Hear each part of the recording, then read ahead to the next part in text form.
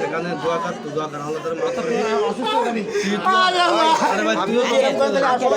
ও এমনিতে বিএনপি করতো, BNP minded, বিএনপির জন্য এখানে দৌড়দৌড়ি করতো।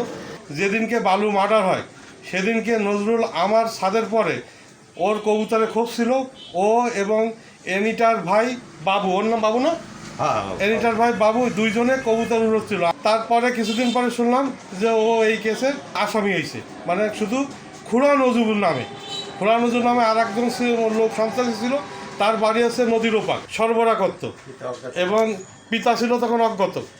এই যে আমাদের এলাকায় কিছু আওয়ামী লীগের নেতা থাকে এই নজরুল ওরবে খুড়া নজরুল নামটা ঢুকোয় তারে আজকে জেলখানায় পৌঁছাচ্ছে। জোর দাবি জানাই যে মাননীয় প্রধানমন্ত্রী আপনি এর সুদৃষ্টিতে দেখেন, দেখে বিচার করেন এবং পরে জামিনে মুক্তি করার ব্যবস্থা করেন। আজকে তার বড় ভাই বাহার ভাই মারা গেছিল এবং তাকে প্যারোলে মুক্তি দিয়ে আনা হয়েছিল। এখানে আজকে নজরুল ভাইকে এলাকা আনার পরে বিভিন্ন লোক, মহিলা পুরুষ সবাই আসছিল। সবার একটাই কথা ছিল, নজরুল ভাই সম্পূর্ণ নির্দোষ, নজরুল ভাই সম্পূর্ণ নির্দোষ।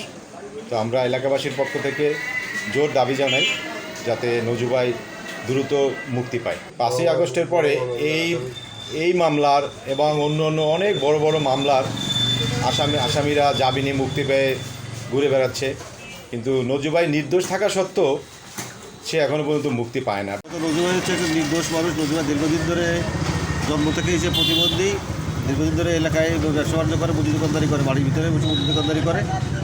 আর এটা সত্যতামূলক, মূলত সে এই মামলায় বালু হত্যা মার্ডারের জন্য সে মিথ্যা মামলায় জেল কাটতেছে। আগে একবার জেল কেটে আসছে, সে জায়গাতে জামিনে মুক্তি পাওয়ার পর আবার ভিতরে জামিন ক্যান্সেল করে বা তার বেল কেটে দিয়ে আবার ভিতরে ঢুকে দেওয়া হয়েছে। 5.5 বছর নির্দোষভাবে জেল কাটছে, আগে একবার 8 বছর জেল কেটে বেরোয়েছে। আসলে সেই কেসের সাথে সে জড়িতও না, সেই কেসে আসামিও না।